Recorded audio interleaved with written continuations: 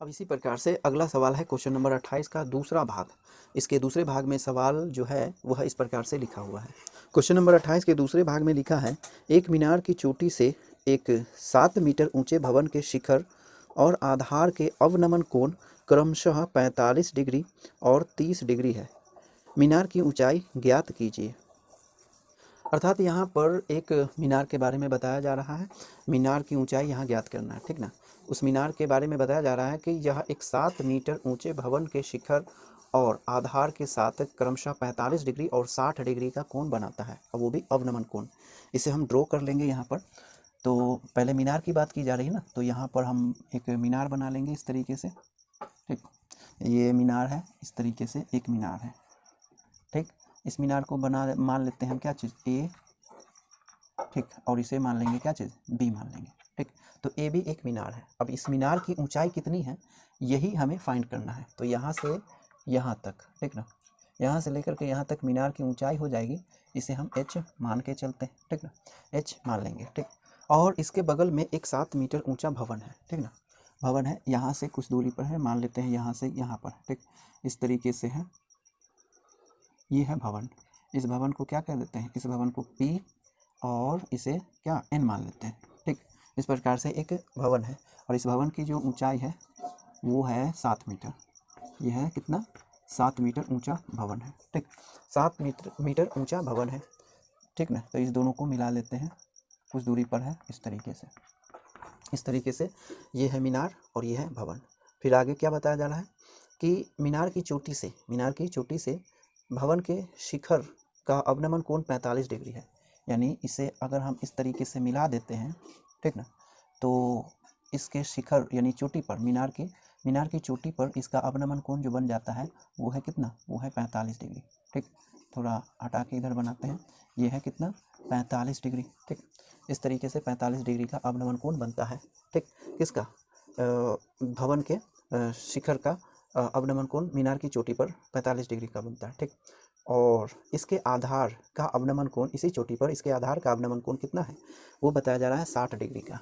इस तरीके से अगर हम इसे मिला देते हैं, ठीक, तो अवनमन कोण जो हो जाएगा वो इस प्रकार से होगा, ये वाला अवनमन कोण, ठीक। और ये कितना है, 60 डिग्री है, ठीक। एक बार फिर से रिपीट करते हैं, प्रश्न क्या है। बोला जा रहा है कि एक मीनार है जो 7 मीटर ऊंचे भवन के शिखर और आधार के साथ 45 डिग्री और 60 डिग्री का अवनमन कोण बनाता है, ठीक। तो हमें मीनार की ऊंचाई ज्ञात करनी है, ठीक ना। तो मान लेंगे यहाँ पर, माना मीनार की ऊंचाई बराबर में कितना, एच मान लेंगे, ठीक। मान लिया, माना मीनार की ऊंचाई एच मीटर, या मीटर में तो आना ही है, ठीक ना, एच मान लिया, ठीक।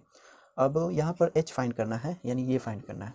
तो इसके लिए हमें क्या चाहिए, समकोण त्रिभुज चाहिए। अब समकोण त्रिभुज ही चाहिए, क्योंकि त्रिकोणमिति अनुपात जब हम लागू करेंगे, या कोई भी त्रिकोणमिति का कॉन्सेप्ट लागू करेंगे, तो वो समकोण पर ही लागू होगा ना। तो यहाँ समकोण, एक ही समकोण दिख रहा है, ए बी सी नहीं है, एन है, ए बी एन एक समकोण है। लेकिन यहाँ पर इस समकोण के लिए हम देखें, ये 90 है ना। तो इसमें एच फाइंड करेंगे कैसे, यहाँ पर ये अज्ञात है, यहाँ बी एन तो मालूम है ही नहीं, यहाँ पर ए एन भी नहीं मालूम है। तो इस समकोण में सभी चीज़ तो अज्ञात है, फिर कैसे इसकी वैल्यू फाइंड करें, संख्यात्मक मान कैसे प्राप्त होगा। तो इस समकोण त्रिभुज से तो हम प्राप्त नहीं कर सकते, ठीक। फिर क्या करें, इसके लिए क्या करेंगे कि इस जो ये जो क्षैतिज रेखा है इसे थोड़ा आगे बढ़ा देंगे, इस तरीके से, ठीक ना, इस तरीके से आगे बढ़ा देंगे, ठीक। हालांकि थोड़ा सा टेढ़ा उड़ा हो जाएगा, लेकिन आप गौर करेंगे, ठीक ना। और साथ ही इस रेखा को भी ऊपर की ओर बढ़ा करके इस रेखा पर लंब डाल देंगे, ठीक ना, इस तरीके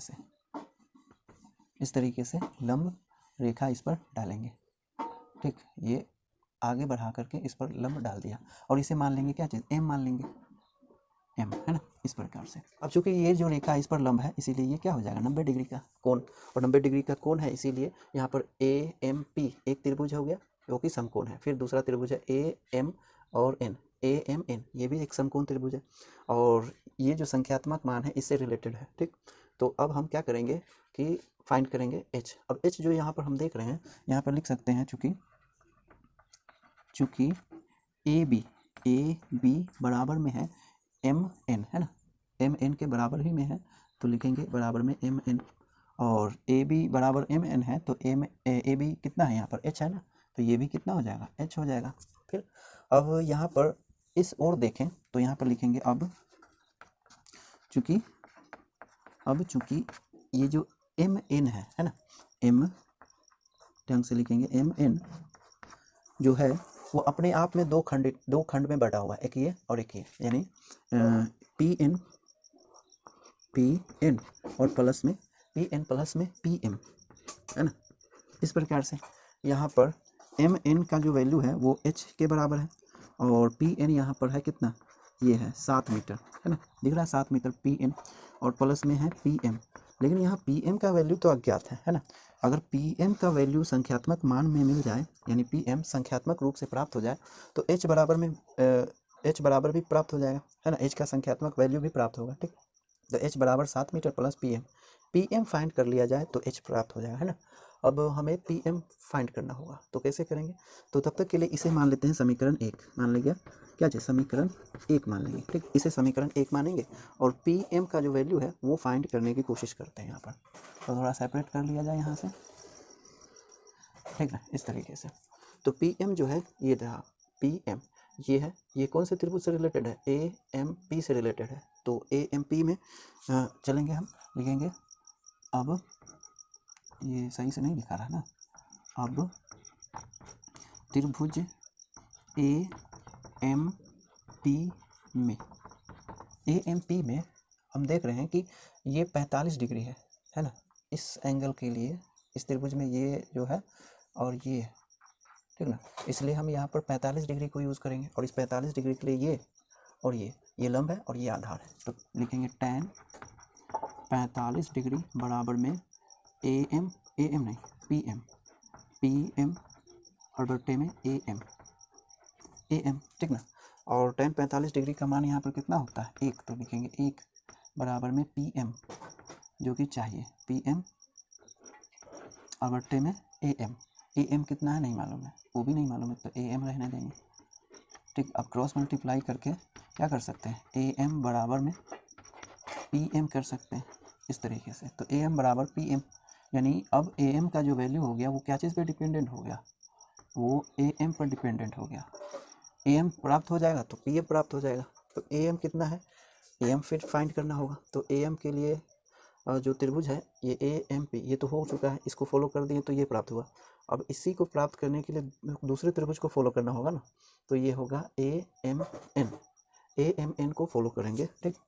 तो लिखेंगे अब त्रिभुज ए एम एन में, ए एम एन में ये जो एंगल है इस एंगल को यूज़ करेंगे जो कि है 60 डिग्री, ठीक। तो लिखेंगे tan 60 डिग्री बराबर, tan 60 डिग्री के लिए ये सामने वाला जो है एम एन ये है लंब और ये ए एम आधार है। तो लिखेंगे एम एन बट्टे में एम एन के बट्टे में क्या लिखेंगे, ए एम, इस तरीके से। ये tan 60 डिग्री का वैल्यू कितना होता है, √3, तो लिखेंगे √3 बराबर में एम एन है ना, एम एन कितना है नहीं मालूम है तो रहने देते हैं, हाँ एम एन है ना मालूम, एच है तो रख देंगे एच, और बट्टे में ए एम के बदले में ये देखो कितना आ रहा पी एम, तो इसके बदले में हम लिख देंगे पी एम, इस तरीके से। तो यहाँ पर हम देख रहे हैं कि पी एम प्राप्त हो सकता है, कैसे, इस 3 को इससे रिप्लेस कर देंगे, ठीक। तो लिखेंगे पी एम बराबर में h बट्टे √3, इतना हो गया, h के पदों में आ गया, है ना। पी एम के बदले में क्या हम रख सकते हैं, h बट्टे √3, ठीक। तो इस समीकरण में इस पी एम के बदले में h बट्टे √3 को रखेंगे और h का वैल्यू फाइंड करेंगे। लिखेंगे हम अब समीकरण 1 से, ठीक ना, समीकरण 1 से चलेंगे। समीकरण 1 क्या है, h बराबर में 7 मीटर और प्लस में पी एम, और पी एम का वैल्यू ये आया, तो रखेंगे h बट्टे √3, ठीक। अब इस पक्ष में भी h वाला टर्म है और इस पक्ष में भी, तो h चाहिए इस पक्ष में ले आते हैं और उस पक्ष में 7 मीटर रह जाएगा, ठीक ना।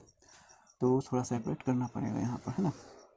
तो लिखेंगे या h जो पहले से है और इसे भी उस पक्ष में लाएंगे तो -h और बट्टे में √3 और बराबर में क्या रह जाएगा, ये 7 मीटर, लिखेंगे 7 मीटर, या h कॉमन कर लिया जाए तो यहाँ हो जाएगा 1 - 1 बट्टे √3 और बराबर में 7 मीटर, है ना। अब या एच, इसका एलसीएम लेकर के इसे सॉल्व करें तो √3 - 1 और बट्टे में √3 और बराबर में 7 मीटर। ठीक, तो h बराबर करेंगे तो कैसे होगा, h बराबर में 7 गुने √3 मीटर और बट्टे में √3 - 1 इतना हो जाएगा। तो h बराबर 7 √3 मीटर बट्टे में √3 - 1 आया। हर तो यहाँ अपरिमेय है तो इसका परिमेयकरण तो करना पड़ेगा ना। तो परिमेयकरण इस प्रकार से दिखेंगे, प्लस ऊपर नीचे इतना से गुना करना पड़ेगा, इस प्रकार से ऊपर नीचे गुना करेंगे। अब क्या होगा, बराबर में या h बराबर इस √3 से इस ब्रैकेट के अंदर वाले टर्म को गुना किया जाए तो 3 + √3 और बट्टे में ये कितना है √3 - 1 गुने √3 + 1, तो प्लस माइनस वाला है यानी a - b गुने a + b, तो a² - b², a की जगह पर √3 तो √3 का स्क्वायर और b की जगह पर 1 तो 1 का स्क्वायर मीटर में होगा, ध्यान रहे। या h बराबर ये जो है इस √3 का वैल्यू रखेंगे तो 3 + 1.732 मीटर हो जाएगा और बट्टे में 3 और -1, ठीक ना। अब यहाँ पे जगह नहीं, यहाँ लिखते हैं तो h बराबर ये 7 गुने जोड़ देंगे तो हो जाएगा 4.732 और बट्टे में 2 हो जाएगा, है ना। अब भागा कर सकते हैं इसमें, ठीक, तो 2 ये 7 का 7 रह जाएगा और इससे भाग करेंगे तो 2 दूना 4 है ना, दशमलव कितना 3 दूना 6, फिर 3 दूना नहीं 4 तिया नहीं 6 दूना है ना, 6 दूना 12, फिर 6 दूना 12 मीटर हो जाएगा, ठीक। इस प्रकार से इसे कट करेंगे तो इतना प्राप्त होगा, ठीक ना। या h बराबर यहाँ पर कितना हो जाएगा, 7 से गुना करना पड़ेगा तो 6 सत्ते 42 होगा, बचा 4 6 सत्ते 42 और 4 46 हो जाएगा, फिर बचा 4 7 तिया 21 और 4 7 तिया 21 और 4 कितना होता है 25, फिर दशमलव 7 दूना 14 और 2 16, ठीक ना, इतना मीटर हो गया। यानी h का वैल्यू यहाँ पर कितना प्राप्त होता है, h का वैल्यू यहाँ पर प्राप्त हो जाता है 16.562 मीटर, 562 मीटर, 16.562 मीटर। तो यहाँ मीनार की ऊंचाई कितनी हो गई, मीनार की ऊंचाई 16.562 मीटर, ठीक ना। तो एक बार फिर से कहीं पे लिख देते हैं, यहाँ पे लिख देता हूँ, है ना।